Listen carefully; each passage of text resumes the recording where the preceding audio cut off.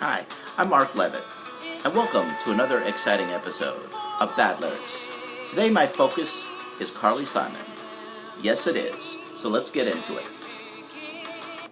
Alright, so Carly Simon. The first song I'd like to talk about in Carly Simon's vast arsenal is I Haven't Gotten Time for the Pain. I Haven't Got Time for the Pain. Okay, now this song, I think, influenced a generation of Prozac and Zoloft users. Because a lot of people think, I just don't have time for the pain. A lot of busy people who go, you know what, it's 3:33, I don't really have any time right now for pain. I can pencil in some pain from 4:30 to 4:38 though. I have an open window there. This busy age of multitasking. So people honestly try to budget each little section of time they have and have decided they don't have time for the pain. Okay, anyhow, let's go start to read this wonderful song here. I haven't got time for the pain. Okay, all those crazy nights when I cried myself to sleep. Now melodrama never makes me weep anymore. Oh no, I haven't got room for the pain. I haven't the need for the pain. Not since I've known you. Okay. So basically what Carly Simon is saying here is basically one person has erased all the pain in her life. If true, I'd like to meet this person because I've never met anyone like that. If someone that you meet does succeed in removing some aspect of the painful parts of your life, they inevitably create new creative ways for you to experience pain. Because there's no person out there who's just like completely wonderful. They all have some defect in some way, I found. So I think this is an oversimplification here by Carly Simon.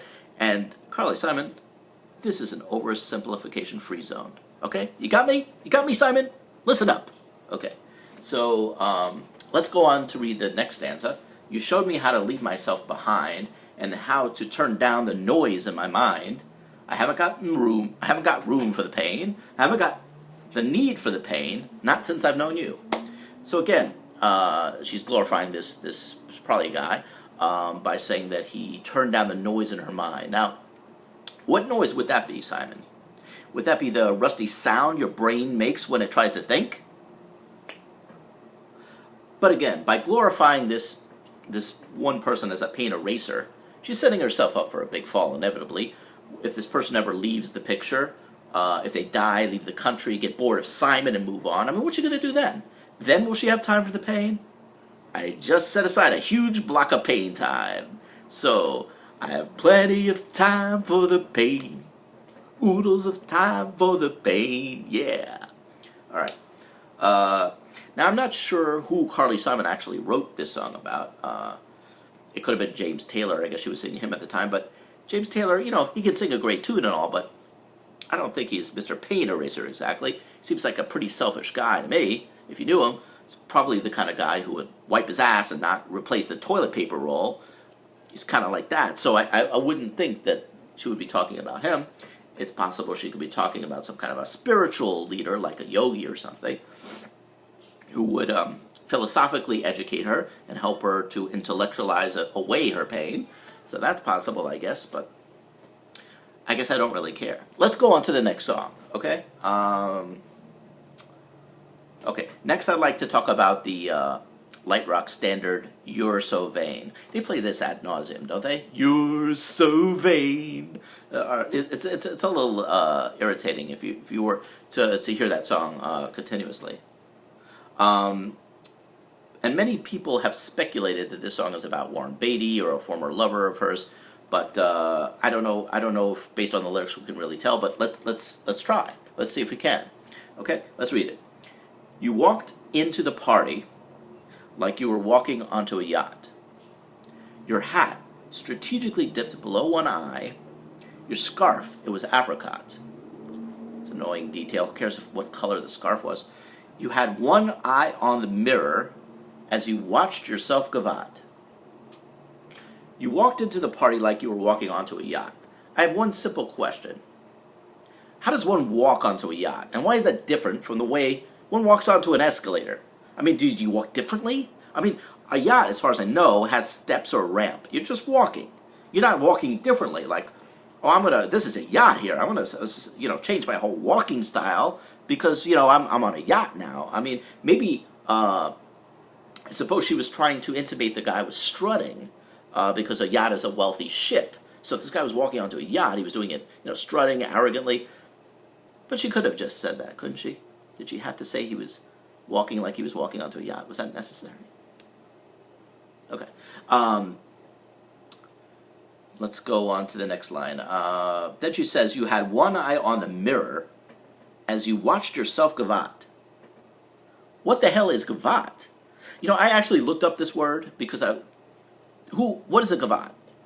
And I think what happened here is basically Carly Simon got stuck. She had included the word yacht in the prior line of the song, and she painted herself into a corner where she had to rhyme yacht with something else. So she looked up terms in a rhyming dictionary and came upon the word gavat, because what a gavat actually means is a French folk dance. So the chances that this guy walked into this party and then all out of the blue decided to gavat are pretty freaking slim, especially since a gavat is a 15th century French folk dance.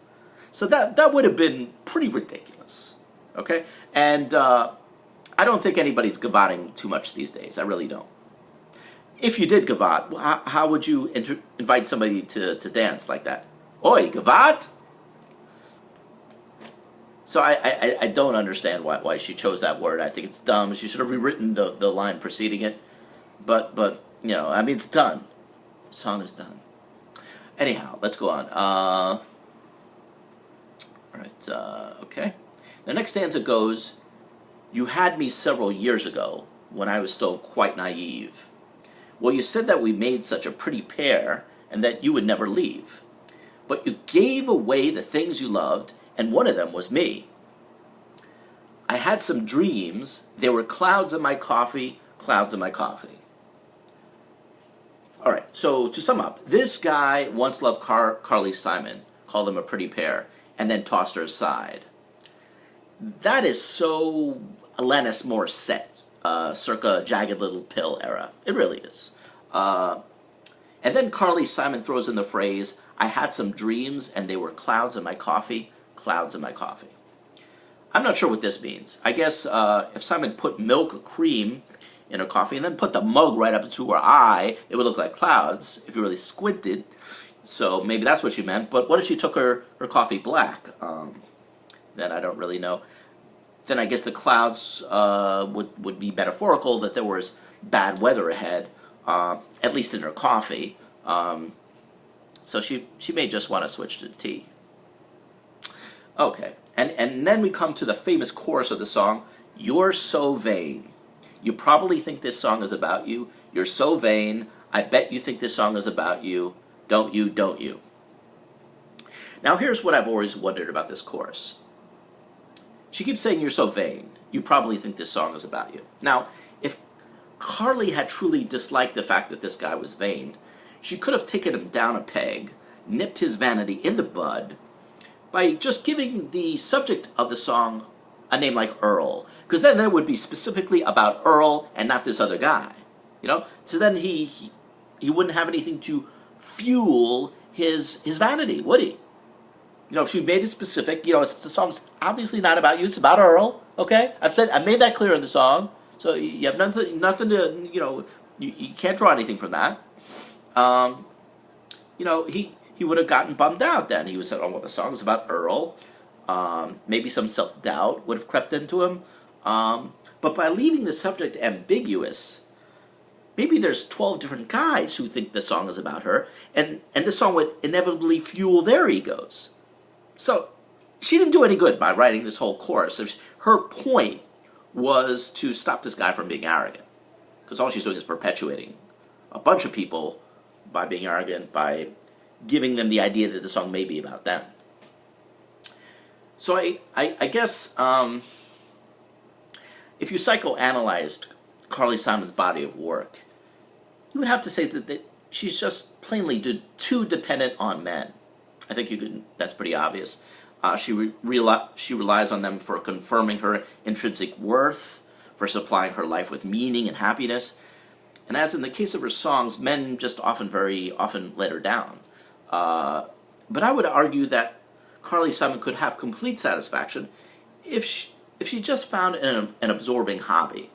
Or as a backup, she could always buy a dog and call it James Taylor or Warren Beatty to fill that void in her life.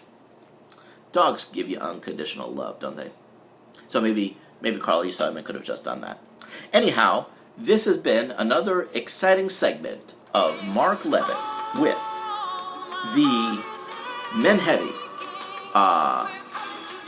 insecure lyrics of Carly Simon.